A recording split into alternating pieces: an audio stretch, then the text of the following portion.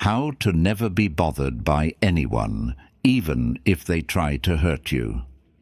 There's a strange kind of power that only a few people ever master, the power to remain calm when others would explode, to stay silent when others would argue, to walk away when others beg for a reaction. And maybe you've felt it before, that deep frustration that bubbles up when someone disrespects you, misunderstands you, gossips about you behind your back, or tries to pull you into their chaos. It stings, because you're human, and the most natural instinct is to fight back, to explain, to defend, to prove that you're right and they're wrong. But here's the hard truth. The moment you let someone pull you into that emotional trap, they win, because the real battle isn't between you and them. It's between you and your own reaction. The moment you raise your voice, the moment your blood pressure rises, the moment your peace disappears, you've handed them something they didn't earn, control over your state of mind. And this episode, it's about taking that control back, not by being colder, not by pretending things don't affect you, but by learning how to become emotionally untouchable, how to live in a world full of noise, insults, and misunderstandings, and still walk through it like a mountain that doesn't move. You don't need to control other people. You just need to master one thing, your inner response. And if you learn how to do that, no one, and I mean no one, will ever be able to control you again. 1. You react because your ego is insecure. Heal that first. Most of us believe our anger and frustration come from outside, from people disrespecting us, criticizing us, or misunderstanding us. We say things like, "They made me angry," or "I only reacted because they provoked me." But if we look closely, really look, we see a deeper truth. Your reaction isn't truly caused by their words or actions. It's triggered because deep down, somewhere within you, there's insecurity, an emotional wound you haven't healed, a hidden pain you're afraid to admit exists. Think about the last time someone said something that deeply bothered you. Maybe it was an insult about your appearance, your intelligence, or your achievements. Why did it hurt so much? If someone says something that you genuinely know isn't true, it doesn't sting, it doesn't stick, you laugh it off. But when someone touches a nerve, a sensitive spot you secretly believe might be true, that's when you lash out. That's when your heart races, your face heats up, and your mind starts racing with defensive responses. That's your ego talking. The ego isn't some arrogant voice. It's the fragile part of your identity, the vulnerable self that needs constant reassurance. It fears exposure, criticism, and humiliation. The moment someone pokes at one of those fears, your ego jumps into action, desperately trying to protect itself. So, how do we stop this? How do we prevent our ego from hijacking our peace every time someone tries to provoke us? The answer isn't to build a thicker armor or to pretend we're unaffected. The answer is to heal, to dig down into those insecurities and address the reasons why we feel the need to defend ourselves so intensely. True strength isn't about ignoring the pain, it's about facing it directly. Start by asking yourself honest, uncomfortable questions. Why did that comment trigger me? What insecurity did they just uncover? Maybe you grew up feeling like you were never smart enough, attractive enough, or successful enough. Perhaps someone you cared about deeply once said something hurtful that still echoes quietly in your mind. These experiences plant seeds of doubt deep within you. Until you consciously uproot them, they'll continue to sprout weeds of reaction and anger. Healing begins with awareness. The next time you feel provoked, pause. Instead of immediately reacting, step back and observe yourself. Notice what exactly triggered you. Feel that initial sting, and then look deeper. Ask yourself gently, why am I really upset? What am I afraid of? It may be uncomfortable, painful even, to acknowledge these truths about yourself. But until you do, you'll remain vulnerable to every passing comment or judgment. This isn't weakness. It's the first step toward true emotional resilience. Imagine your insecurities like old wounds covered by temporary bandages. Every insult, criticism, or misunderstanding is like someone brushing against those wounds, causing fresh pain. Your anger is your way of protecting that sensitive spot. But when you finally tend to the wound, when you clean it out, apply medicine, and allow it to heal properly, it no longer hurts when touched. That's exactly how emotional healing works. When you heal the wound beneath your reactions, no one can provoke you again. Consider the people you admire most, the ones who remain calm, poised, and peaceful in chaotic situations. They're not emotionless robots. They've simply done the inner work. They know their insecurities intimately and have made peace with them. They no longer fear exposure or judgment.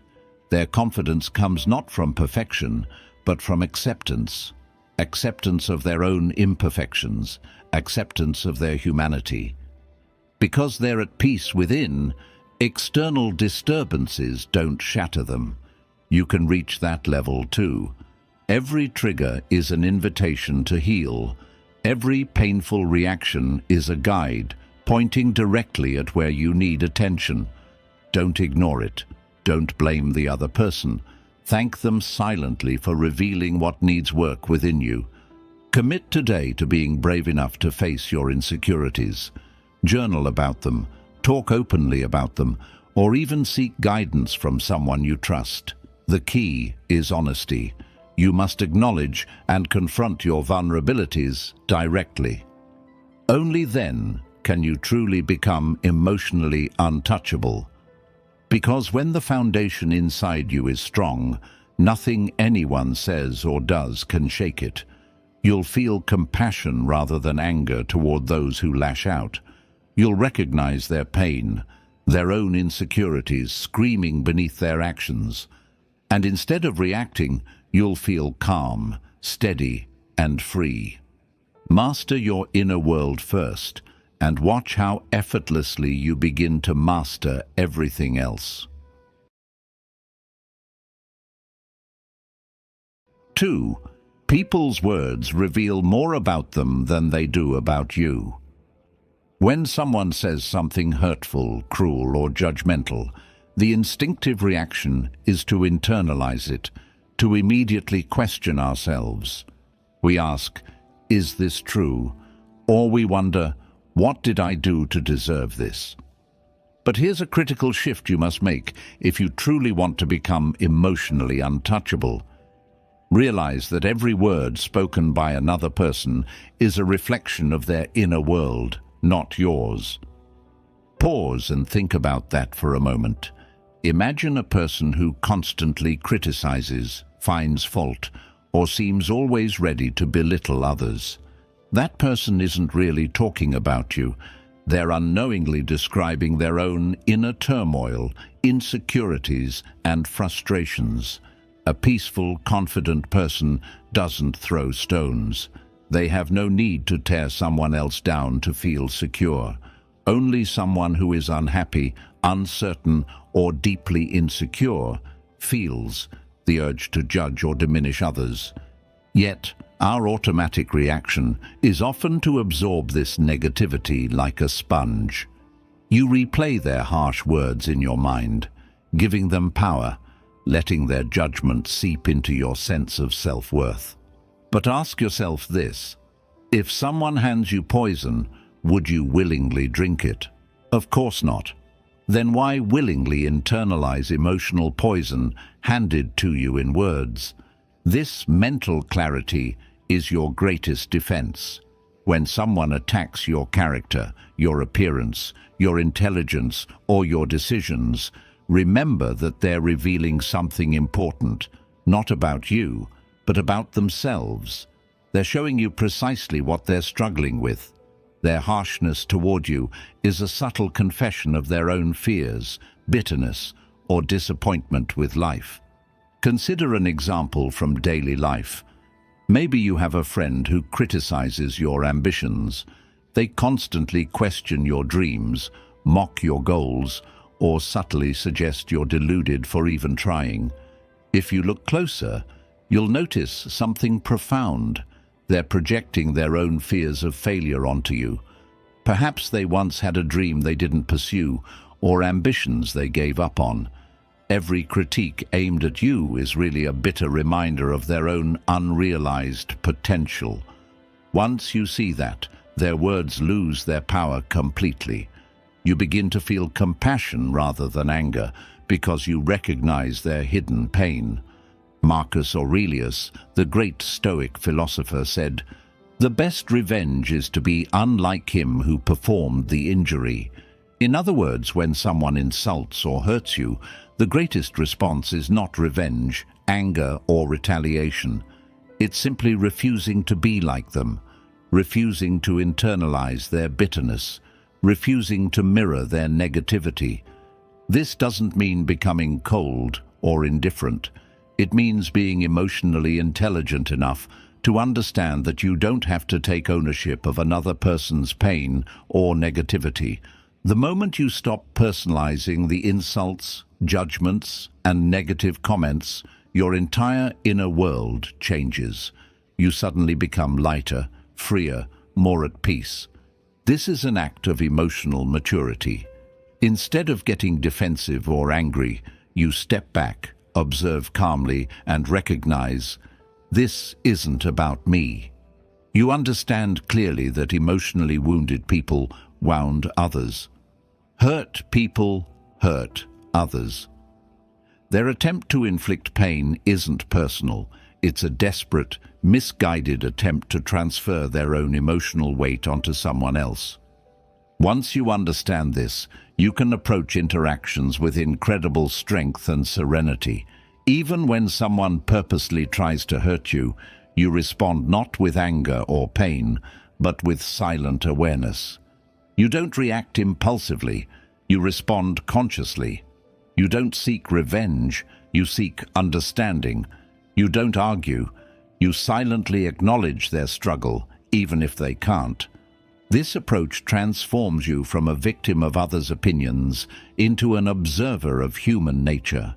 You begin to see criticism, insults, or negativity as insights rather than attacks. They reveal the deeper emotional landscape of the person delivering them. Their anger becomes transparent. Their judgment becomes revealing. Their cruelty becomes a cry for help, compassion, or understanding.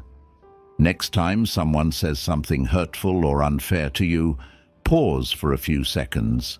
Take a deep breath and repeat silently to yourself, "Their words say nothing about me, but they say everything about them." Watch how quickly your frustration and anger dissipate. Notice how powerfully you shift from hurt to calmness, from insecurity to confidence. This simple realization that others' words reflect their reality, not yours, is a profound, liberating truth. It's one of the foundational secrets of Stoicism and emotional resilience. It teaches you to maintain your inner peace no matter what storm is thrown at you. Master this mindset, and you will never again feel shaken by someone else's opinions or judgments, because their negativity was never truly about you. It was always about them. Your inner peace and emotional stability depend solely on this clarity. Guard it wisely. 3. Silence is the weapon of the powerful. Use it wisely. Silence has often been misunderstood as weakness, as surrender, as a sign of defeat. But nothing could be further from the truth. Silence, when used consciously and deliberately, can become your most potent weapon. It isn't passive resignation. It's active wisdom. It's not absence, it's presence, calm, powerful, commanding presence. Think of a situation where someone intentionally tried to provoke you. Maybe they insulted you publicly, undermined your efforts, or attacked your character directly. The natural impulse is immediate retaliation. To defend your honor, to prove your point, or at the very least, to make sure everyone hears your side of the story. But here's the paradoxical power of silence. When you choose not to react, when you simply hold your peace and stand firm in quiet dignity, something fascinating happens. First, your silence creates uncertainty. The person trying to provoke you suddenly finds themselves off balance. They expected anger, defense, argument, but you give them nothing. Their carefully prepared attack now hangs awkwardly in the air, unanswered and unsupported. They lose their momentum because silence doesn't offer them ammunition. They're forced to confront their own words without distraction, without noise. Your silence becomes a mirror, reflecting their actions clearly, sharply, and uncomfortably back at them. Secondly, silence shifts control. The moment someone succeeds in making you lose your temper, they gain a kind of temporary authority over you. You become predictable, manipulable, and easy to disturb. But when you remain silent, you demonstrate something far more powerful: emotional mastery. By withholding a reaction, you're effectively saying, "Your words aren't strong enough to shake me." Your calmness speaks louder than shouting. Your composure asserts dominance without needing to dominate. You've made yourself untouchable simply by deciding not to engage. But mastering silence requires more than just biting your tongue in frustration. That's forced silence, born out of restraint rather than wisdom. True silence, the kind that commands respect, is born out of deep understanding and self-control. It's cultivated by practicing internal stillness, clarity, and emotional maturity. The Stoics emphasized the power of silence in various ways. Seneca once wrote, "Silence is a lesson learned from the many sufferings of life." In other words, it comes through experience. It's the mature understanding that speaking or defending yourself to people determined to misunderstand you is a waste of precious energy. Marcus Aurelius went further, reminding us to focus not on responding to provocations, but on maintaining inner peace, regardless of circumstances. When provoked, his advice was always the same: observe, detach, and remain silent. Yet silence isn't always easy. It demands strength, patience, and self-awareness. The ego craves recognition. It demands to be understood, to be right, and to be validated by others. Silence denies the ego that immediate gratification. That's why mastering silence is mastering your ego. So how can you practically apply this wisdom? Next time someone intentionally pushes your buttons, don't react. Instead, pause, take a breath, and deliberately choose silence. Notice the immediate shift in power dynamics. Feel the subtle strength that emerges within you. Watch the other person's discomfort as they lose the emotional response they hope to provoke. Pay attention to how your heart rate slows down, your mind clears, and your dignity remains intact. Your silence doesn't mean you don't care. It doesn't mean you condone bad behavior. It means you understand something profound, that real power is internal. It comes from being in control of your emotions, from refusing to be dragged down to another's level of chaos. In fact, the most influential leaders, thinkers, and figures throughout history all understood this. Nelson Mandela once wrote, "It is never my custom to use words lightly. If 27 years in prison have done anything to us, it was to use silence as a weapon." Mandela knew firsthand the extraordinary power of remaining quiet in the face of provocation. He knew silence wasn't surrender, it was strength, it was resilience, it was ultimate power. In everyday life, silence can become your greatest ally. When co-workers gossip or spread rumors, silence starves their negativity.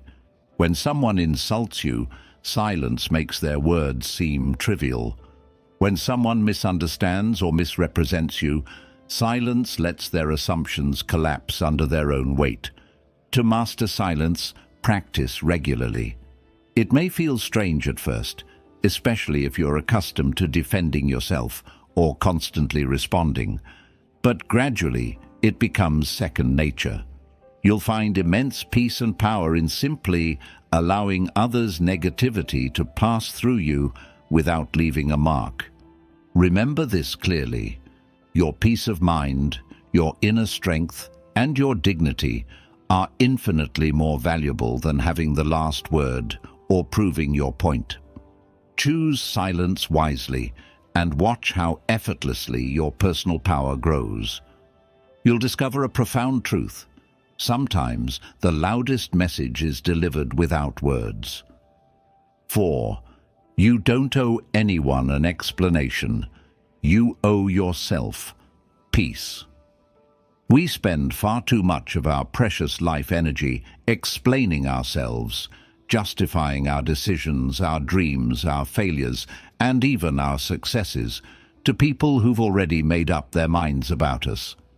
It's as if we're constantly standing on trial, presenting evidence and arguments, desperately trying to prove our innocence and worthiness to a jury of indifferent or even hostile spectators. But have you ever asked yourself honestly, why do you feel the need to justify your existence to anyone? When you stop to think about it, the urge to explain yourself to everyone, family, friends, co-workers, strangers online, comes from a hidden insecurity. Deep inside, there's a part of you still seeking approval, permission, and validation. It comes from an unspoken fear. If I don't explain myself clearly enough, I might be misunderstood, rejected, or abandoned. That fear pushes you to clarify every misunderstanding, to defend every criticism, and to justify every decision. But here's the reality. The more you explain yourself, the less powerful you feel. Each justification drains your confidence just a bit more. Every time you seek approval from someone unwilling to grant it, you weaken yourself emotionally. You slowly erode your self-respect, and in the process, hand over control of your peace of mind to others. So, let's be crystal clear about something critical. You don't owe anyone explanations for living your life on your terms. You don't owe anyone a justification for why you made certain choices or why you pursued certain dreams. You don't owe others an explanation for your values, your beliefs, or your priorities.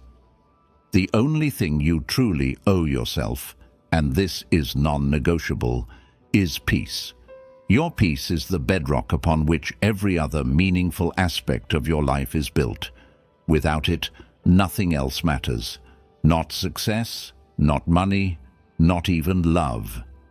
If your peace is consistently compromised because you're constantly justifying yourself, you've lost the very essence of what makes life worth living. Think about how often you find yourself in situations where someone questions your choices. Maybe you chose a different career path, decided not to marry yet, or chose a different lifestyle. Immediately, you feel a compulsion rising inside you to explain yourself, to convince them your choice was right, valid, acceptable. But in reality, the person questioning you has already decided what they think. Your explanation rarely changes their mind, but it almost always disturbs your inner peace. Learning to resist this compulsion to justify yourself is not arrogance, it's profound emotional maturity. It's realizing that people committed to misunderstanding You won't change their minds because of your explanation. People who genuinely care about you won't need elaborate justifications.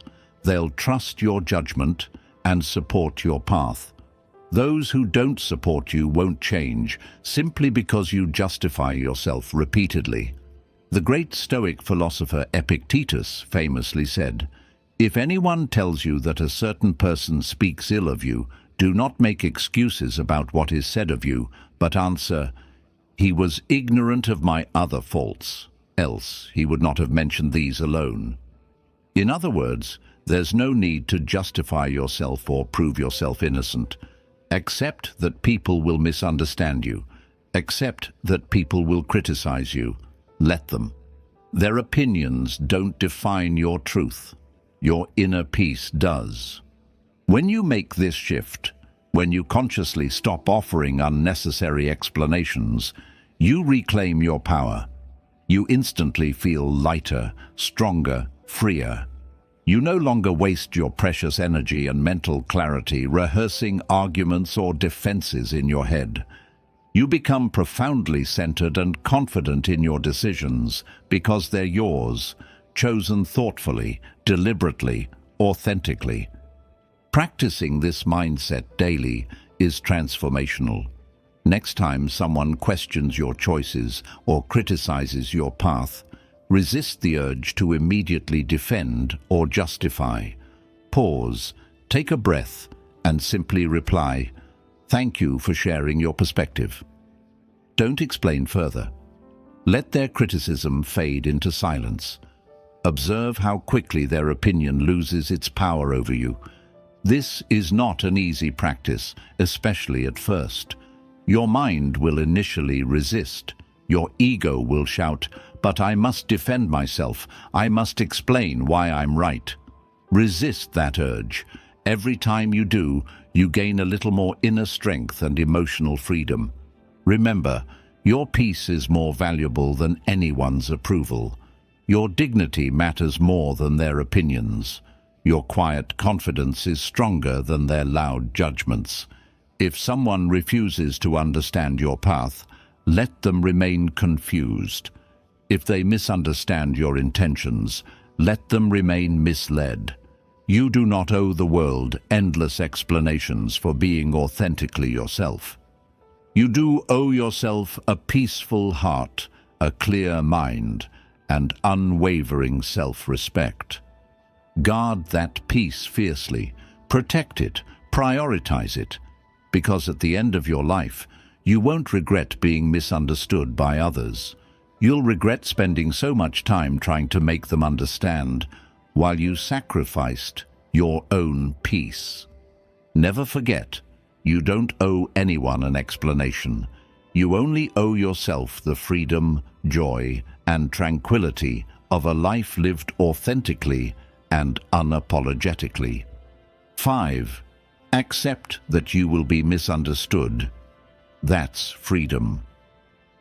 One of the most painful realizations we have in life, often discovered after years of struggle, is that no matter how clearly we speak, how precisely we choose our words, or how passionately we explain ourselves, there will always be people who misunderstand us.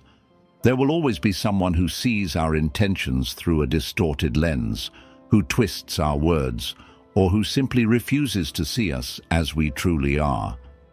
This truth is difficult to accept, especially when we believe we've done everything right, acted with sincerity, kindness, and integrity. We want to shout, "This isn't fair. Why can't they just see me as I am?" But here's the crucial truth you must understand to reclaim your peace. Being misunderstood is not a failure. It's inevitable, and it's not your burden to carry. From an early age, we learn to equate being understood with being accepted and loved. Misunderstanding triggers deep emotional wounds because it threatens our need for connection, validation, and approval. We desperately want people, especially the ones we care about, to understand our intentions, our heart, our motivations. Yet, life repeatedly teaches us a harsh lesson. Some people are committed to misunderstanding us no matter what we do. Here lies the key to emotional freedom. You must learn to let go of your attachment to being understood by everyone. Accepting this is not surrender, it's liberation. It's choosing peace over endless explanation, clarity over confusion, self-respect over external validation. Marcus Aurelius once said, "Everything we hear is an opinion, not a fact. Everything we see is a perspective, not the truth." Think deeply about these words. Every person perceives the world through their own unique lens, shaped by their experiences, fears, insecurities, and biases. Your intentions, your actions, even your sincerity will always pass through this filter. What comes out on the other side is something you cannot control, no matter how hard you try. Imagine you are a clear, calm lake. People who misunderstand you are those who look into your waters, but can only see distorted reflections of themselves, reflections warped by their fears, doubts, or insecurities. No matter how pure or transparent your intentions are, you cannot change how someone else perceives your reflection. Their vision is clouded by their own inner turmoil, their unresolved pain, their past experiences. This has nothing to do with who you truly are. Once you deeply internalize this understanding, you experience genuine liberation. You become emotionally untethered from the impossible task of managing others' perceptions. Instead of striving for universal approval, you start striving for authenticity. Instead of fighting to correct misunderstandings, you begin to calmly accept that being misunderstood by some is inevitable. This acceptance frees you. It breaks chains you didn't even realize you were wearing. True freedom isn't convincing everyone to see you as you are. It's recognizing that you don't need universal understanding to live an authentic, meaningful life. True emotional maturity means learning to say gently, with clarity and inner calm, "You don't have to understand me. My truth remains the same, whether you grasp it or not." Think about the historical figures who changed the world. Socrates was profoundly misunderstood and condemned by his own society. Galileo was persecuted for his truth. Many visionary artists, inventors, and thinkers throughout history were misunderstood by their contemporaries. Yet today, we honor them precisely because they chose truth over acceptance. They chose freedom over conformity. In your own life, practice this gentle acceptance daily. When someone misunderstands you, whether at work, at home, or in social situations, resist the urge to immediately correct them. Instead, observe your feelings. Notice how deeply the misunderstanding stings. Realize that your pain comes from the belief that you need universal acceptance to feel worthy. Then, quietly remind yourself, "Their misunderstanding doesn't change my worth. I'm not responsible for their perception." This subtle practice of acceptance gradually strengthens your emotional resilience. Each time you choose peace over explanation, you reclaim a piece of yourself. You rebuild your confidence from within, rather than seeking approval externally.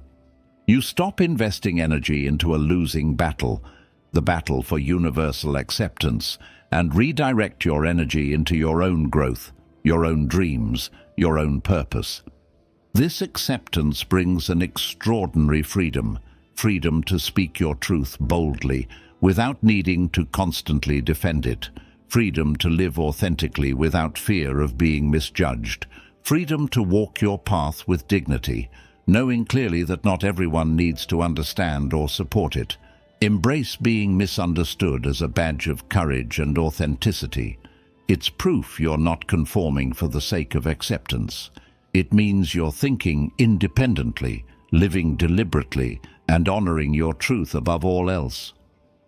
As you practice this acceptance, you'll discover profound peace. You'll feel lighter, freer, and stronger. You'll become someone who no longer worries about perceptions, judgments, or misunderstandings. You'll become someone who genuinely understands that being misunderstood isn't a failure. It's inevitable, natural, and ultimately freeing. And when you fully accept this, you finally become emotionally untouchable. 6. The more you try to control people, the more they control you. It's fascinating and somewhat tragic how much of our inner peace and happiness we sacrifice trying to change the behavior and attitudes of other people. We spend years, even decades, believing the dangerous illusion that if only we could control what others think, say, or do, we'd finally feel secure and happy. But here's the brutal yet liberating truth. The more desperately you try to control others, the more control you willingly surrender to them. Let's reflect deeply on why this happens. When you're invested in changing someone's behavior, whether it's your partner, friend, family member, or even a stranger, your emotional state becomes permanently tied to their actions. If they don't respond the way you hope, frustration floods in. If they disappoint you or act against your expectations, bitterness and anger quickly consume your peace. Without realizing it, you've handed them immense power over your inner world. Think of how many times you've tried to change someone's mind or convince them to see things your way.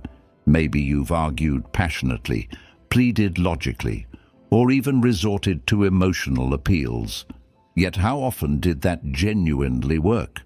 More importantly, how much energy, time, and peace of mind did you sacrifice in the process? The truth is, most attempts to control others fail spectacularly, not because your arguments were weak, but because the premise itself is fundamentally flawed. You can never truly control another human being's beliefs, feelings, or actions. At best, you influence. At worst, you exhaust yourself emotionally. Epictetus, one of Stoicism's wisest teachers, offered a profound reminder about this very issue. He said, "Freedom is the only worthy goal in life. It is won by disregarding things that lie beyond our control." Think carefully about what this means. Your inner freedom depends entirely on knowing what you can and cannot control, and other people's choices and actions will always fall firmly in the category of what you cannot control. This doesn't mean becoming passive, indifferent, or uncaring. It means understanding clearly that the only true locus of control you possess is within yourself, your thoughts, your choices, your reactions. When you shift your focus from trying to manage others' behavior to managing your responses, something magical occurs. You reclaim your power. You rediscover peace. You become emotionally untouchable because you've taken back the reins of your own internal world.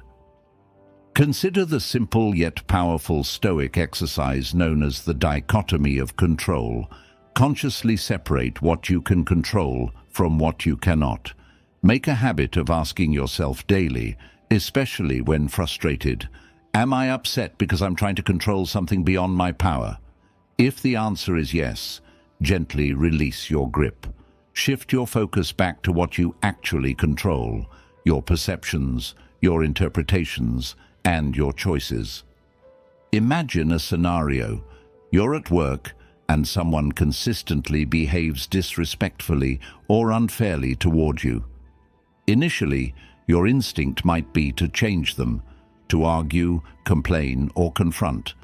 But each attempt leaves you drained, frustrated, and emotionally exhausted. What if you took another approach? Instead of focusing on changing their behavior, focus solely on how you respond. Choose consciously not to allow their negativity to dictate your internal peace. Observe their behavior calmly, objectively, and without expectation. Decide clearly how you'll respond, not from emotion, but from clarity and inner strength. When you practice this approach regularly, you discover something remarkable.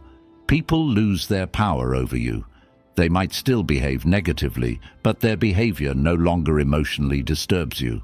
You become the calm observer of their chaos, rather than the unwilling participant. You free yourself completely by understanding clearly that your happiness and peace no longer depend on them changing. This principle transforms relationships, friendships, and interactions at every level. Parents become better parents when they stop trying to control every action their child makes and instead calmly guide and influence with patience and understanding. Partners enjoy healthier relationships when they stop trying to change each other and accept one another as they truly are. Professionals become more successful and confident when they stop obsessing about controlling co-workers' behavior and instead concentrate solely on their performance and emotional resilience. The wisdom of surrendering control is both practical and deeply philosophical. Stoics remind us that life, nature, and human behavior have their own natural flow. Attempting to forcefully control them is like swimming against a powerful current. It exhausts you without bringing real progress. Real power lies in understanding this flow clearly and aligning yourself with it. Real strength lies in choosing consciously how to respond rather than react. Real freedom is recognizing clearly that others' choices and behavior never define your peace. The more desperately you try to control others, the more power you lose. The more clearly you accept others' behavior as outside your control and focus only on your own responses, the more powerful, free, and emotionally untouchable you become. Master this truth, practice it daily, and watch as your emotional strength grows beyond measure. 7. Nothing they do has meaning until you assign it. Life itself is neutral. Words are just sounds, actions are just movements, and events are simply occurrences. They have no intrinsic meaning until we give them one. Yet we unconsciously assign significance to every word someone utters, every glance they cast our way, every action they perform, often interpreting them in ways that disturb our inner peace. This, more than anything else, is why we so easily become bothered, angry, or emotionally reactive. Pause for a moment and deeply internalize this profound truth. You, and you alone, are the meaning maker of your experiences. Nobody else can impose meaning upon your life unless you willingly accept it.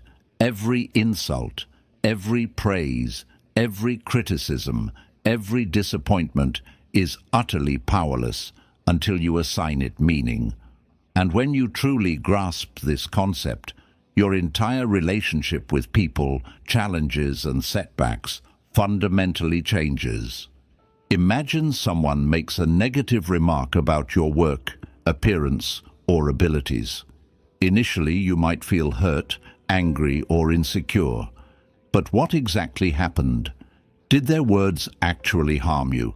Did their criticism truly define your worth? Of course not. The real harm comes solely from the interpretation you immediately assigned to their words. The insult didn't disturb your peace. Your internal story about the insult did. Think about this carefully. If you didn't believe at some level that their words might hold truth, you'd brush them off easily, even laugh at their absurdity. The discomfort arises precisely because your mind unconsciously assigns significance to their words, often confirming an existing fear or insecurity you hold inside. Marcus Aurelius famously wrote in his Meditations, "If you are distressed by anything external, the pain is not due to the thing itself, but your estimate of it, and this you have the power to revoke at any moment. Reflect deeply on what this means. External events have no inherent emotional power until we grant them meaning. Your suffering isn't caused by what someone says or does. It's caused by the meaning you've unconsciously accepted as truth. When you realize clearly that nothing can affect you without your conscious permission, a radical transformation occurs. You become emotionally untouchable, not because you're indifferent, but because you recognize clearly that you have absolute control over your internal narrative. The Stoics taught the art of reframing experiences deliberately. Instead of instinctively assigning negative meanings to difficult situations, practice consciously reframing them in empowering ways. When someone criticizes you harshly, instead of interpreting their criticism as an attack on your character, reinterpret it as a reflection of their struggles, or perhaps even as valuable feedback you can use constructively. Consider this example. You deliver a presentation at work, and your boss criticizes it harshly in front of your colleagues. Initially, your mind might spin into anxiety and anger, assigning negative meanings like, "I'm not good enough," "Everyone thinks I'm incompetent," or "I've embarrassed myself." But what if instead you consciously pause, breathe, and reframe the experience clearly and calmly? You could tell yourself, "This feedback is useful. It's helping me become better. My worth isn't determined by one presentation." Immediately, your emotional reaction transforms from destructive to constructive. Practice this technique daily in small and large situations. Every criticism, every rejection, every difficult interaction offers you a perfect opportunity to master your internal narratives. You alone decide whether the event weakens or strengthens you, whether it destroys or empowers you. This doesn't mean denying reality or ignoring genuinely painful experiences. It means recognizing clearly that suffering arises from the meaning you give these experiences, not from the experiences themselves. When you master the habit of consciously choosing empowering interpretations, you reclaim your emotional freedom. Try this exercise regularly. Each evening, recall situations that disturbed you emotionally. Carefully examine the meaning you assigned to them. Were these meanings empowering or disempowering? How could you reinterpret them differently? As you practice this awareness consistently, you'll notice an incredible change. Your emotional resilience skyrockets. Events that once rattled you deeply now barely affect you. Your internal narrative is entirely within your power to control. No one can rob you of peace unless you willingly assign their actions negative meanings. When you finally grasp this clearly, you'll feel liberated from emotional turmoil forever. This principle isn't about becoming emotionless or detached. It's about becoming emotionally intelligent, deeply aware of how you shape your emotional reality. You begin consciously responding rather than instinctively reacting. You stop automatically assigning negative meanings and instead deliberately choose empowering ones. Remember always, nothing others say or do can truly disturb you until you assign it meaning. Guard this power carefully, reclaim it consciously. When you do, you become the master of your emotions, reactions, and ultimately, your life. You become truly and permanently, emotionally untouchable. 8. Detachment is not coldness. It's maturity. When most people hear the word detachment, they mistakenly imagine a cold, indifferent individual, someone emotionally disconnected from others, lacking empathy or compassion.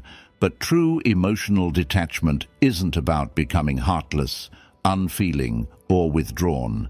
Rather, It's a powerful form of emotional maturity, one of life's highest virtues, that allows you to deeply engage with life, yet remain unshaken by external turmoil. Imagine standing in the center of a hurricane. All around you, chaos swirls violently, debris flies, winds roar, destruction threatens.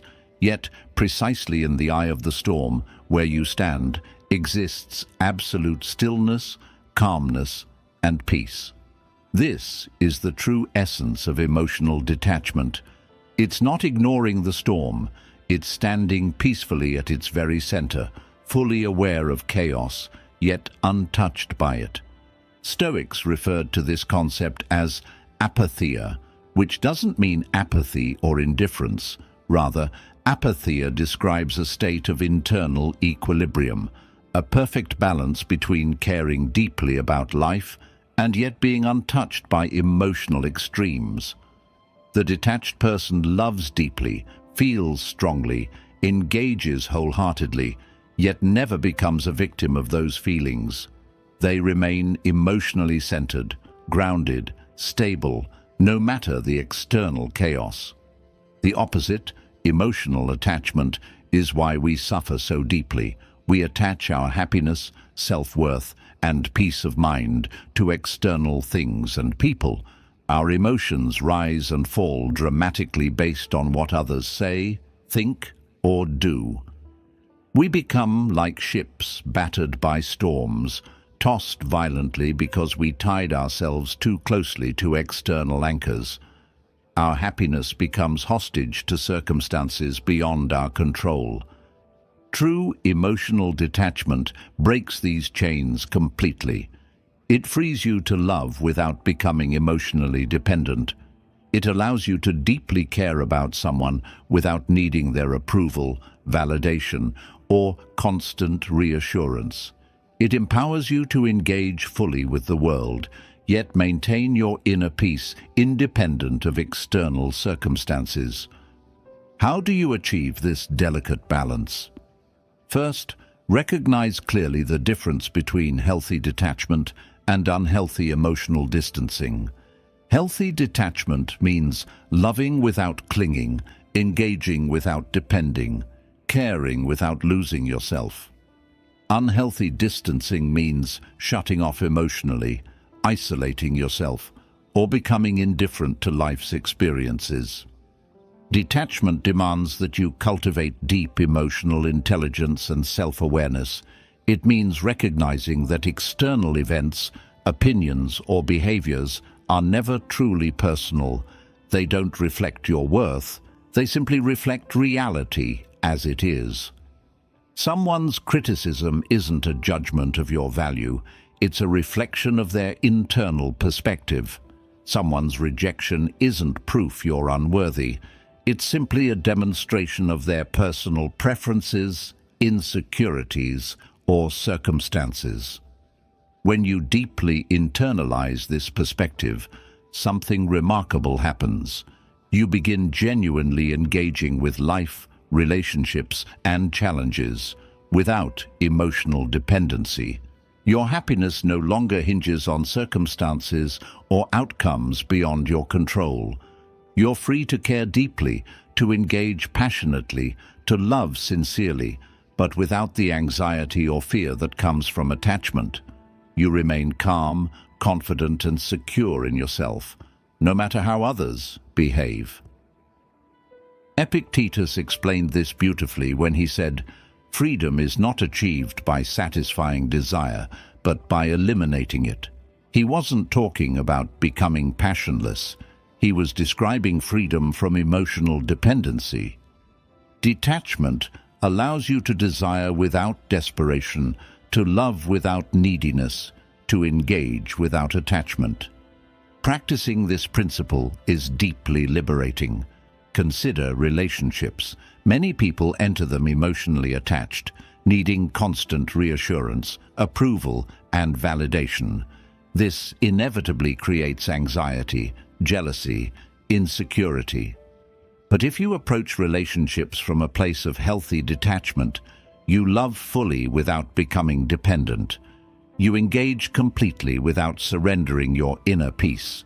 You enjoy closeness without suffocating the other person. Paradoxically, relationships built on healthy detachment become stronger, healthier, and more fulfilling.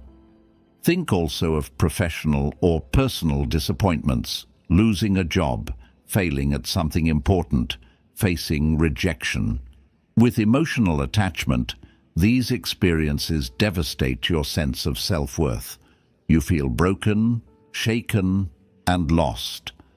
But with detachment, you experience disappointments differently. You still feel pain, but not the kind that destroys your inner peace. Instead, you observe your disappointment objectively, learn from it, and move forward gracefully. To cultivate emotional detachment, practice regularly observing your emotions without immediately reacting. Feel deeply, but don't immediately surrender control. Remind yourself constantly that your emotional state is always your responsibility, never someone else's. Gradually, you develop a natural calmness, an unshakable internal peace, independent of circumstances. This maturity transforms every aspect of life. You become powerful, not because you're indifferent, but because you refuse to attach your internal peace to external outcomes. You no longer cling desperately to people, approval, or validation. You enjoy them without becoming dependent. Your happiness, peace, and self-worth become entirely internal, unaffected by life's unpredictable changes. Remember always, detachment isn't coldness, it's maturity, wisdom, and strength. It's the highest form of emotional freedom. Master this truth, practice it daily, and you will become permanently, beautifully, and powerfully emotionally untouchable. 9. Practice non-reaction like a discipline. Train daily. Imagine you're walking down the street, peacefully enjoying your day. Suddenly, someone rudely bumps into you and keeps walking without a word. Your instinct might be immediate anger, irritation, a desire to confront them. It feels justified. After all, they disturbed your peace, right? But think deeply about this scenario. Did their action truly disturb you? Or was it your reaction that shattered your peace? Your reaction, your internal emotional response, is always within your control. Yet most of us rarely treat emotional reactions as something we can train, practice, and master. We view reactions as automatic, instinctive, uncontrollable. This is a dangerous misconception. Reactivity is not a permanent personality trait. It's merely a habit you can consciously retrain. If you truly want emotional resilience, if you genuinely desire lasting inner peace, you must approach non-reactivity the same way athletes approach training, systematically, deliberately, and consistently. Non-reaction must become a discipline you practice daily until it's deeply embedded in your character. Think of non-reactivity as emotional fitness training. Just as you strengthen your physical muscles through daily exercise, you must regularly practice emotional exercises that build inner strength, calmness, and clarity. Each small annoyance, each minor frustration, and each challenging interaction offers you a perfect training opportunity. The ancient Stoics considered this discipline central to their philosophy. Marcus Aurelius wrote daily reminders to himself, affirming that emotional mastery wasn't achieved overnight, but through continuous, disciplined practice. He noted, "The nearer a man comes to a calm mind, the closer he is to strength." He understood clearly, peace isn't accidental, it's trained deliberately. So, how exactly do you train non-reactivity practically? Start small. Choose everyday situations as training grounds. Maybe you're stuck in traffic, running late, and your frustration rises. Instead of immediately surrendering to irritation, consciously pause. Take a deep breath. Observe your irritation calmly. Remind yourself gently, I can choose not to react. Practice holding space between stimulus and response, slowly lengthening the gap. Initially, this gap might last a mere second, but with consistent practice, it expands until emotional reactions no longer dominate your life.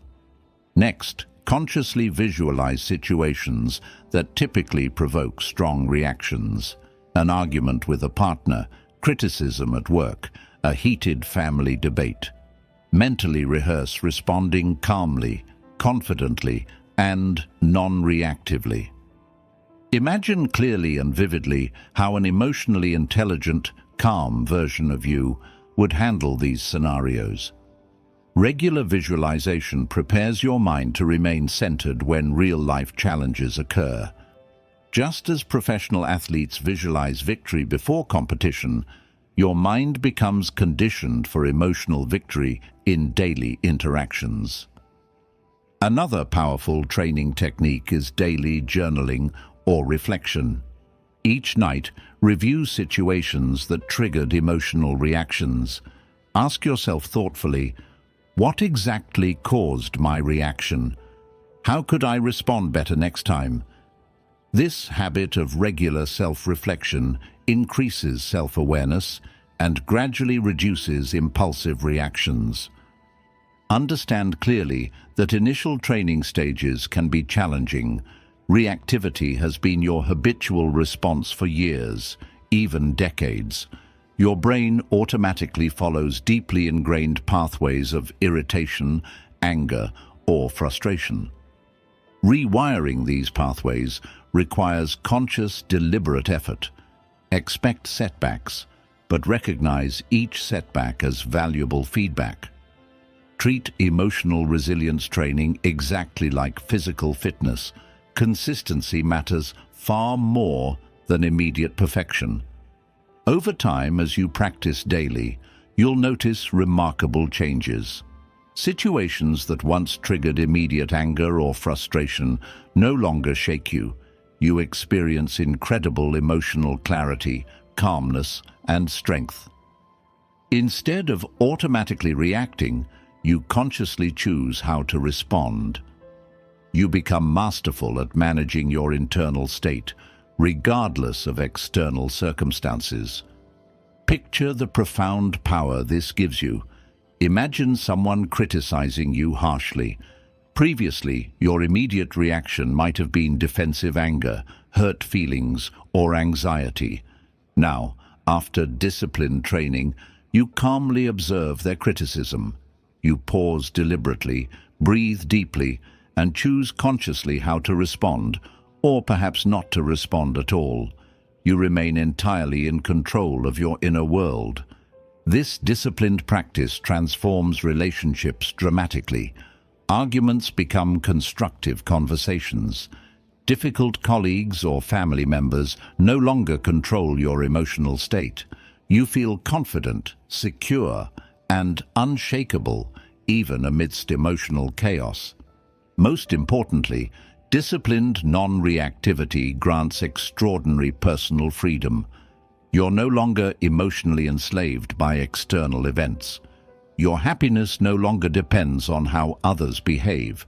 You feel permanently secure, knowing clearly that nothing external can disturb your peace without your consent. Remember always, emotional resilience isn't accidental. It's consciously practiced daily. It's a discipline like meditation, exercise, or healthy eating. Commit fully to this daily emotional training, and gradually, inevitably, you'll become profoundly resilient, calm, and emotionally untouchable. Master this discipline, and you master your life. 10. Master your internal world, and no one can shake you. Here's the deepest truth about emotional resilience, one that transforms your entire existence once fully understood. Your outer life, The way you respond to people, events, challenges and setbacks is always a direct reflection of your inner world. Your inner thoughts, beliefs and emotional patterns shape your external reactions and experiences. If your inner world is chaotic, insecure or fearful, every external disturbance will shake you profoundly. But if your inner world is calm, stable and grounded, no external force can truly disturb you. Think deeply about what this means. Most people spend their entire lives attempting to control external circumstances, hoping that peace, happiness and strength will come from outside. They chase validation, approval, success, recognition, all in a desperate search for security. Yet, ironically, the harder you seek external security, the more fragile you become internally. Your peace constantly depends on things outside your control. The great Stoics realized clearly that genuine emotional strength lies solely within, never outside. Marcus Aurelius wrote profoundly in his Meditations, "Look within. Within is the fountain of good, and it will ever bubble up if you will ever dig." He understood something essential. Inner peace, clarity and strength never depend on external conditions. They depend solely on your internal mastery. Consider your internal world as a garden. Without deliberate care, weeds, negative emotions, fears, insecurities grow uncontrollably. These weeds choke your happiness, confidence, and peace. Every external disturbance easily triggers these weeds, causing anxiety, anger, or emotional turmoil. But if you consciously cultivate your internal garden, planting self-awareness, emotional clarity, inner strength, compassion, and self-control, you create an unshakable foundation. External disturbances become minor gusts of wind, unable to shake your deeply rooted emotional stability. How do you practically cultivate this internal mastery daily? First, prioritize regular self-reflection and self-awareness. Set aside intentional moments every day, morning or evening, to examine your inner landscape. Ask yourself deeply reflective questions. How am I feeling today? Why am I experiencing these emotions? Which beliefs or thoughts trigger these feelings? This practice of daily introspection gradually increases your emotional intelligence, allowing you to recognize emotional patterns early and manage them consciously. Secondly, consciously reprogram your inner narratives. Most emotional turmoil arises from unconscious negative stories we repeatedly tell ourselves. Stories like, "I'm not good enough," "People will judge me," "I must prove my worth." These narratives create emotional fragility. Identify these negative inner stories clearly, then consciously rewrite them into empowering truths. My worth is never defined externally. I don't need approval to feel secure. My inner peace always remains within my control. Daily repetition and conscious reinforcement reshape your inner beliefs profoundly. Thirdly, practice mindful meditation regularly. Meditation isn't mere relaxation, it's disciplined mental training. Each meditation session strengthens your ability to observe emotions calmly without immediately reacting. Over time, meditation profoundly enhances your emotional self-control, inner peace, and mental clarity. It transforms your internal landscape from chaotic to serene, from reactive to responsive, from fragile to unbreakable. Fourth, consciously engage in daily Stoic practices. Remind yourself daily that external circumstances never define your emotional state. You alone choose your responses. Every challenge becomes an opportunity to practice emotional mastery. Each interaction becomes training ground for calmness and strength. Gradually, these Stoic principles become instinctive responses deeply embedded in your character. Finally, recognize clearly that emotional mastery is lifelong growth. Your internal garden requires daily care, consistent practice, and patient nurturing. Initially, weeds of fear, insecurity, or negativity may continue appearing, but gradually your consistent practice reduces their strength dramatically. You experience extraordinary emotional freedom, clarity, and resilience as your internal world becomes permanently peaceful. Imagine clearly how profoundly this internal mastery transforms your life. No external event, criticism, rejection, failure, or disappointment can truly disturb you. Your emotional foundation remains permanently secure. You experience life with clarity, compassion, and strength, fully engaged yet profoundly detached from external chaos. Relationships flourish because you no longer depend on others' validation. Challenges become opportunities rather than obstacles. You walk confidently through life, deeply aware that your peace never depends on circumstances. It depends solely on your internal mastery. Remember clearly, the ultimate emotional truth is simple yet profound. Master your internal world, and no external force can shake you. This mastery is your most essential life journey. Prioritize it daily, practice it consistently, and you'll become genuinely, profoundly, permanently, emotionally untouchable. When your inner world becomes calm, centered, and strong, nothing and no one can ever disturb your peace again. 11. Let them project. It's not yours to carry. We often take things personally that were never truly about us. Someone snaps at you, and you immediately assume you did something wrong. A friend withdraws, and you wonder if you've upset them. A colleague criticizes your idea, and you spiral into self-doubt. But here's a liberating truth that can transform the way you navigate the world. Most people aren't reacting to you. They're projecting their own inner world onto you. Projection is a psychological defense mechanism where people unknowingly attribute their own unresolved issues, fears, or insecurities onto others. A person who feels inadequate may accuse others of arrogance. Someone carrying guilt may label others as judgmental.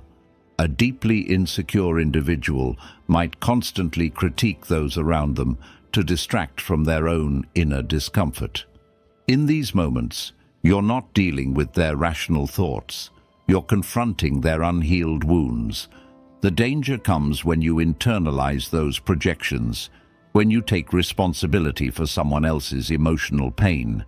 You absorb their negativity, you question your worth, and you allow their internal war to invade your peace.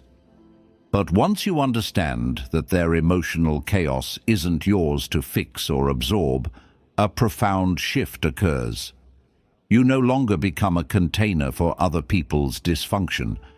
You become an observer, a witness, a stable presence in the middle of their storm, not a victim of it. Consider someone who constantly finds fault in others. They criticize your work, question your intentions, or mock your ambition. If you look beneath the surface, you'll often find that their words say far more about what's broken inside them than about anything real in you. Maybe they feel threatened by your progress. Maybe your confidence reminds them of what they lack. Maybe your peace irritates their restlessness. But instead of dealing with their own emotional discomfort, they throw it at you, hoping you'll carry what they can't. Marcus Aurelius understood this deeply. He wrote, "When you wake up in the morning, tell yourself, the people I deal with today will be meddling, ungrateful, arrogant, dishonest, jealous, and surly. But I have seen the beauty of good, and I will not let them harm me." He didn't say to avoid these people. He said to expect them, and most importantly, to protect your peace regardless. This is your challenge. The next time someone insults you, judges you unfairly, or treats you coldly, pause and ask yourself, is this truly about me, or are they projecting something within themselves? More often than not, the answer is obvious. It's not about you at all. Their frustration, anger, or bitterness is spilling out because they haven't dealt with what's inside. Their words are a reflection of them, not a revelation about you. The more you grow, the more you'll see this clearly, and instead of reacting with anger or defensiveness, you'll begin to respond with compassion or even silence. Not because you're weak, but because you recognize that carrying their projection only invites unnecessary suffering into your life.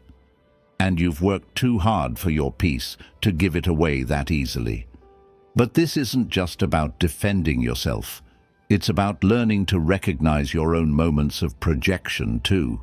Sometimes we are the ones who lash out because of something unhealed within us. We might see judgment where there is none, or take offense where no harm was intended. True self-mastery means catching ourselves in those moments with humility and asking, am I responding to reality, or am I projecting my past? When you begin to do this consistently, you step into a whole new level of emotional maturity. In practical terms, you can train this mindset daily. When you feel triggered by someone's behavior, resist the urge to react immediately. Take a breath and observe. Listen not just to their words, but to their pain. Recognize the signs of projection, exaggerated emotion, irrational blame, unnecessary judgment, and choose not to engage. Say silently to yourself, "This is not mine to carry," and then let it go. Protecting your peace doesn't mean avoiding difficult people. It means refusing to carry what isn't yours. It means learning to walk through the world with emotional boundaries strong enough to let love in, but firm enough to keep projections out. And when you live like this, when you allow others to project without absorbing their pain, you free yourself in a way that's hard to describe. You stop over-explaining, over-analyzing, and overthinking every interaction. You stop letting other people's chaos become your emotional responsibility. You begin living lightly, clearly, and confidently, fully anchored in your own truth, untouched by the storms around you. So let them project, let them misunderstand, assume, exaggerate. That's their work. Your work is to stay grounded, to respond consciously, and above all, to carry only what truly belongs to you. 12. Every reaction is a choice, not an instinct. It's easy to believe that our emotional reactions are automatic. Someone insults you, you snap. Someone ignores you, you feel offended. Someone embarrasses you, and your face flushes with anger. We grow up thinking, this is just how I am. But the truth is far more empowering and far more uncomfortable. Every reaction you have is a decision, not always a conscious one, but a decision nonetheless. And once you realize this, you can no longer blame others for your inner state. You must own it. This truth is both a burden and a liberation. It's a burden because it removes your excuses. You can no longer say, "He made me angry," or "She ruined my day." But it's also a liberation because it means your peace is always within your control. You may not choose what happens, but you always choose how to respond. Modern neuroscience confirms what the Stoics taught centuries ago. Between stimulus and response, there's a gap, a space, and in that space lies your freedom.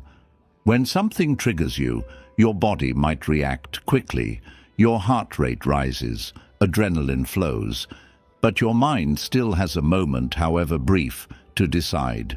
Do you let the emotion take over, or do you pause, observe, and respond with intention. The key to mastering this lies in training your awareness. Most people move through life reacting on autopilot, enslaved by emotional habits they never questioned. If someone raises their voice, they raise theirs louder. If someone disrespects them, they respond with offense. These reactions feel automatic, but they're just practiced. They've been rehearsed so many times, they feel instinctive. But you can rewrite the script. You can retrain your mind to pause instead of lash out, to breathe instead of retaliate, to stay calm instead of escalate. And the more you practice, the easier it becomes.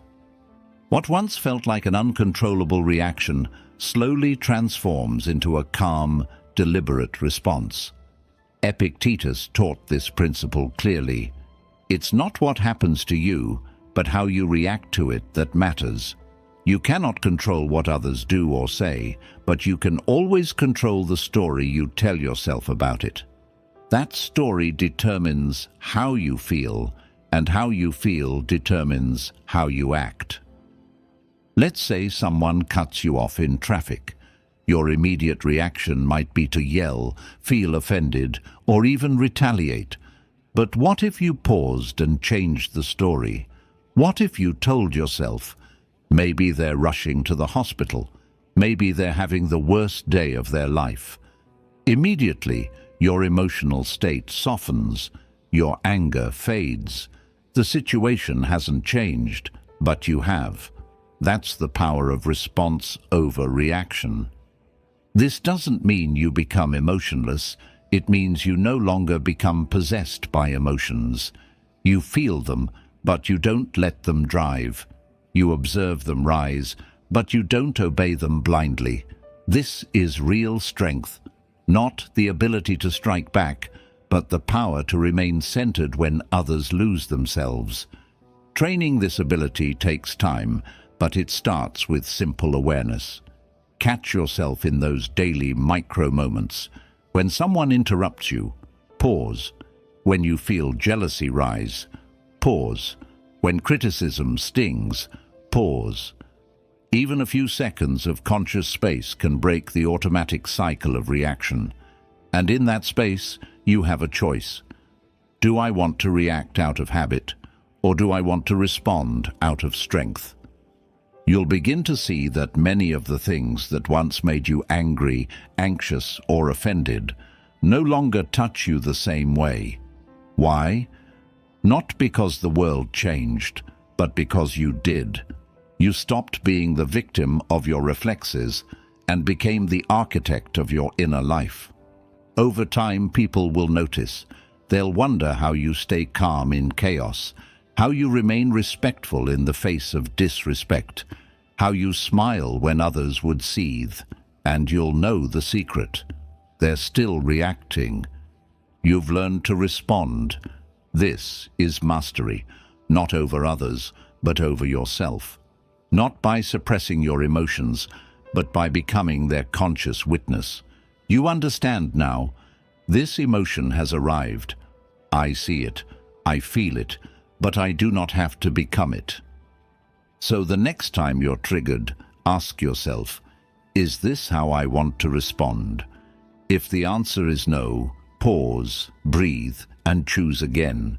That moment of choice is your superpower. The more you use it, the more untouchable you become. 13. Emotional detachment is self-respect in action. There's a quiet kind of strength that doesn't look like the strength we're used to. It's not loud. It doesn't shout back. It doesn't try to prove a point. This kind of strength simply walks away, not because it's afraid, not because it's cold, but because it understands something most people don't. Not everything deserves your emotional energy. Emotional detachment has often been misunderstood as indifference or avoidance, but at its core, true detachment isn't about shutting down your feelings or pretending you don't care. It's about choosing where and with whom you invest your energy, your vulnerability, and your attention. and that choice is an act of deep self-respect. When you emotionally detach from someone's drama, manipulation, or constant disrespect, you're not being heartless.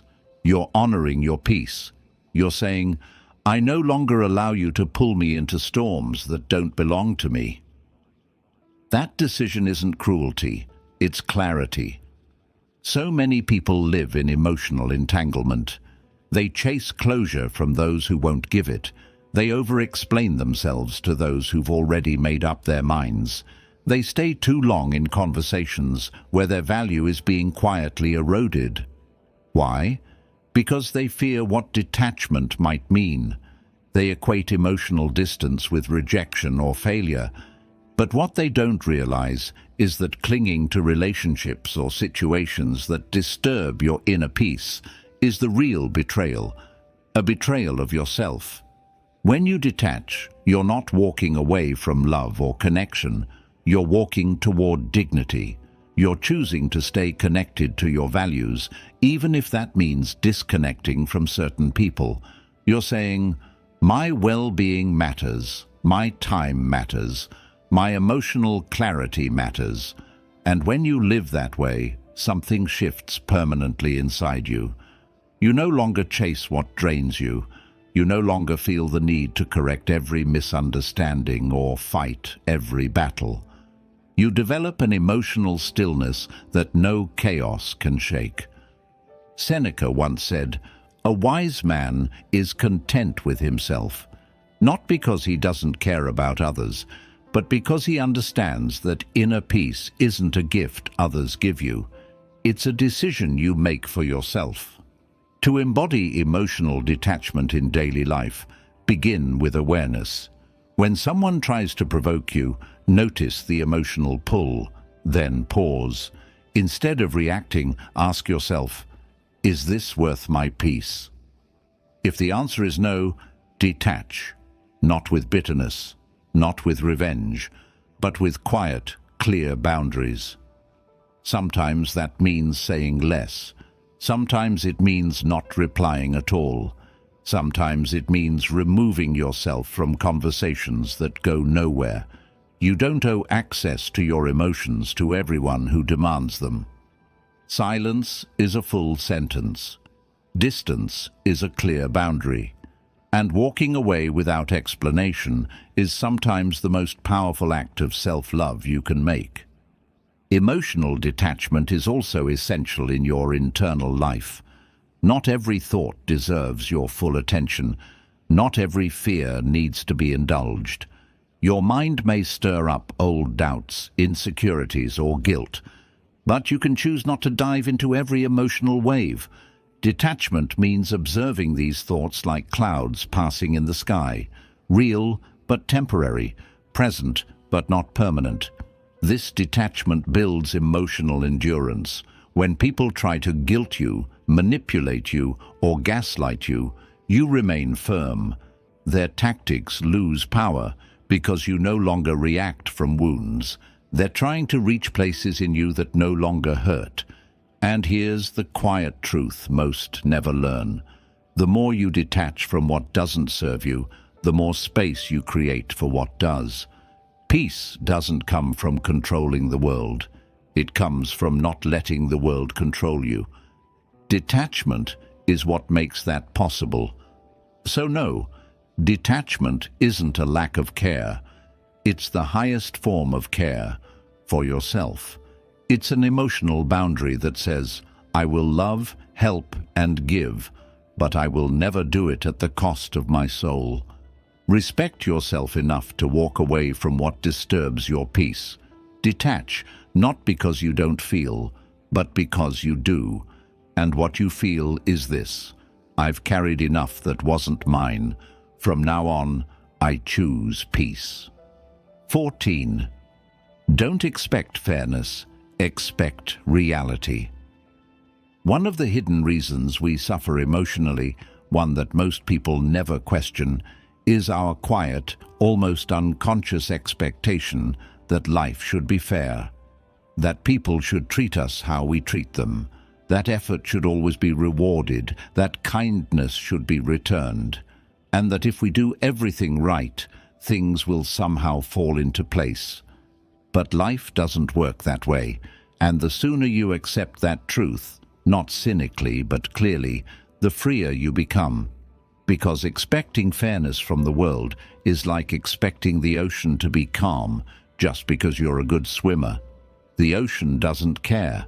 It behaves according to its own nature, not yours. And people are the same. This isn't about giving up on goodness or letting go of your principles. On the contrary, it's about grounding yourself in a deeper form of emotional maturity. When you stop demanding that life be fair, you stop being emotionally devastated when it's not. You stop assigning personal meaning to impersonal events. You stop turning every disappointment into a story of betrayal or injustice, and instead, you simply see reality for what it is. The Stoics were masters of this mindset. Marcus Aurelius reminded himself daily that he would encounter rudeness, ingratitude, deceit, and selfishness, not because the world was broken, but because human nature is imperfect. He didn't take it personally. He prepared for it.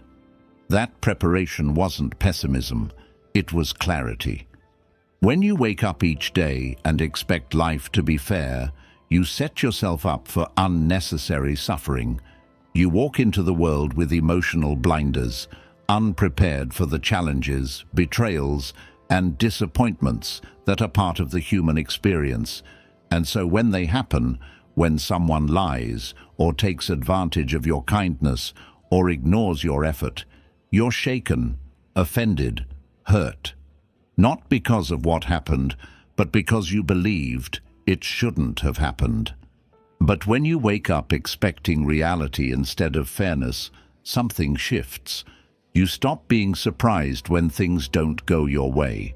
You stop feeling victimized when life is hard. Instead of thinking, "Why is this happening to me?" you begin asking, "What will I do with this?" You shift from resistance to responsibility. This is where your power begins. Consider how much peace you'd preserve if you stopped being shocked by life's unpredictability. What if you walked into every conversation knowing that misunderstanding is possible, but still speaking your truth calmly? What if you helped others knowing they might not thank you, but still chose to be kind because it reflects your character, not theirs? What if you gave your all at work knowing that recognition isn't guaranteed, but still gave it anyway because it's who you are? This is the mindset of the emotionally strong. They don't depend on external fairness to validate their effort. They act in alignment with their values regardless of outcome. They understand that life will not always reward them fairly, and that's precisely what makes their effort noble. When you expect reality, you become unshakable. If someone is rude, it doesn't surprise you. You respond with grace. If someone is unfair, you don't waste time demanding justice from someone who isn't capable of it. You adjust your expectations and protect your energy. If things don't go your way, you don't spiral.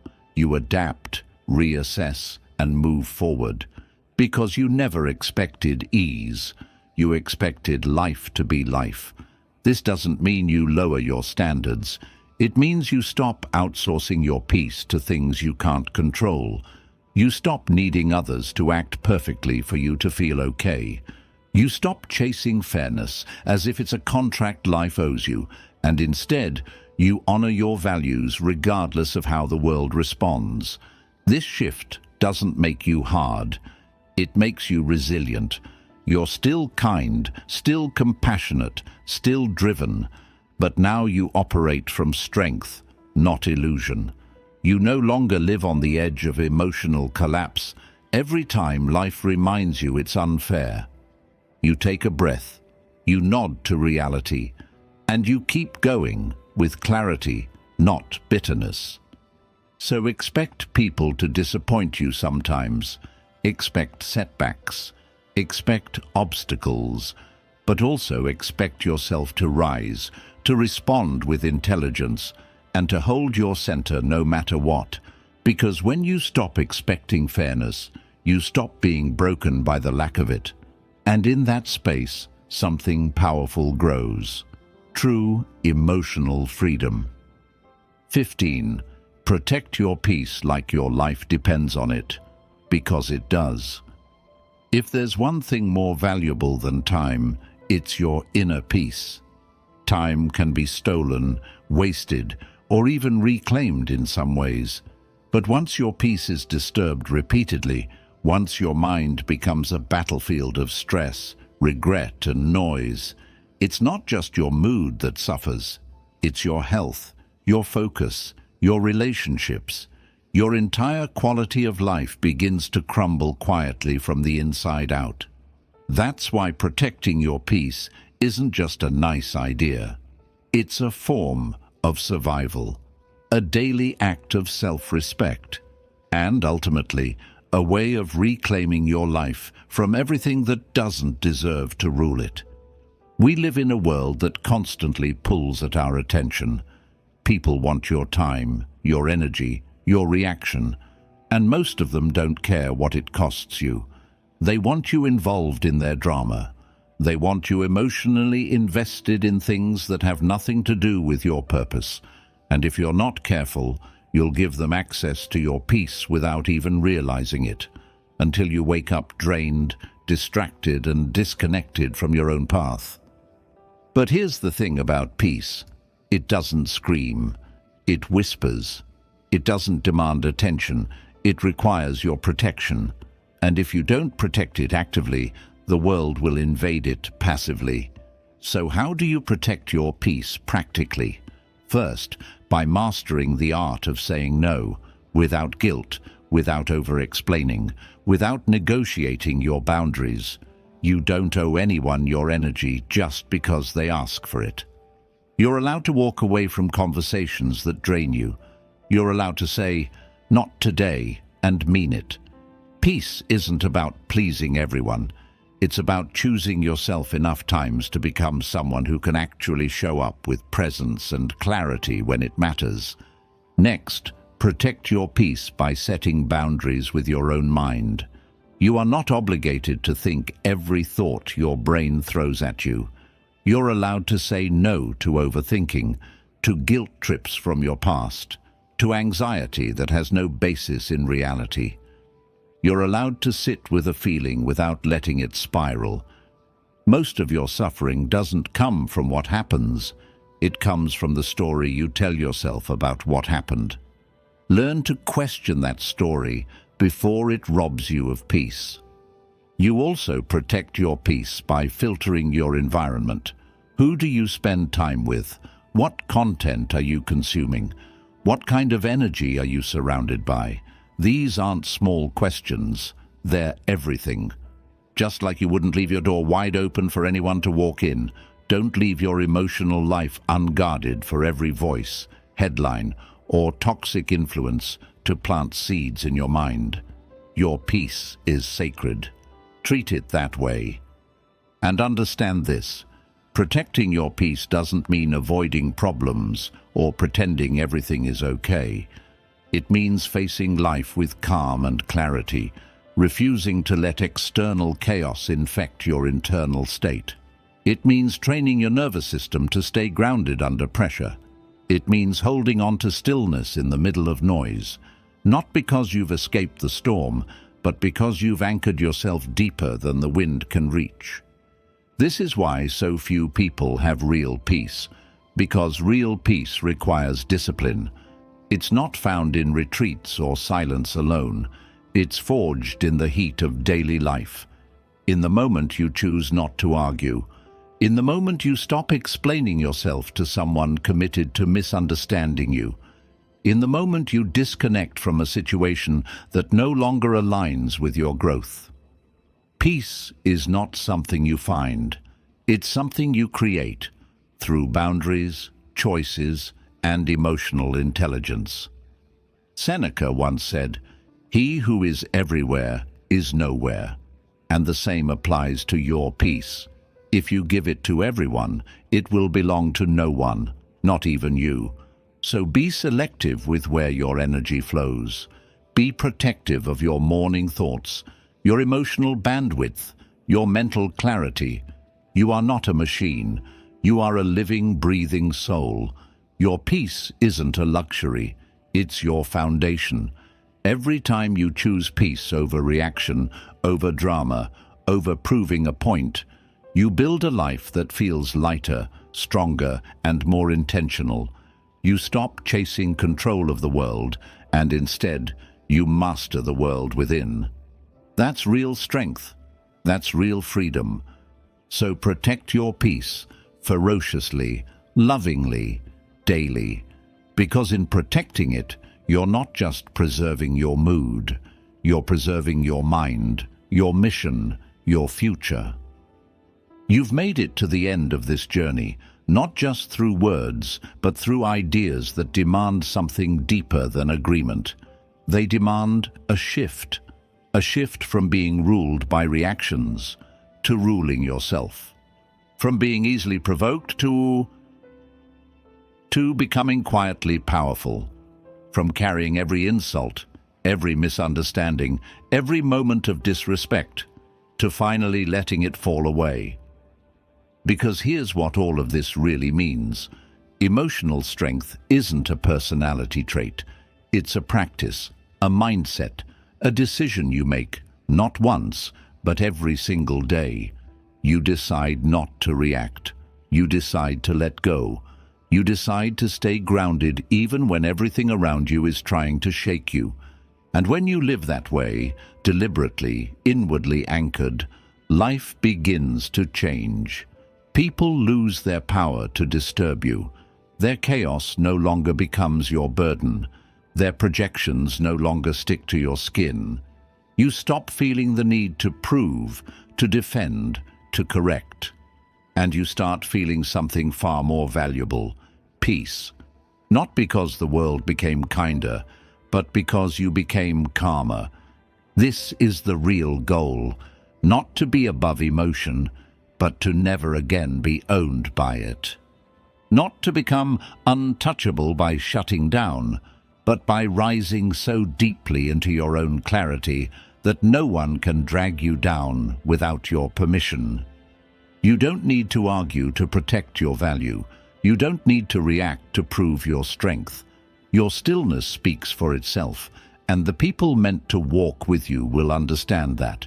The rest can keep talking, while you keep walking. So carry this forward. The next time someone tries to disturb your peace, remember, you choose whether they succeed. The next time you're tempted to react, ask, does this deserve me? And when the noise gets loud, the chaos gets close, and the world demands your energy, breathe and return to your center. That's where your power is. That's where your freedom is. And no one can take that from you unless you hand it to them. Don't.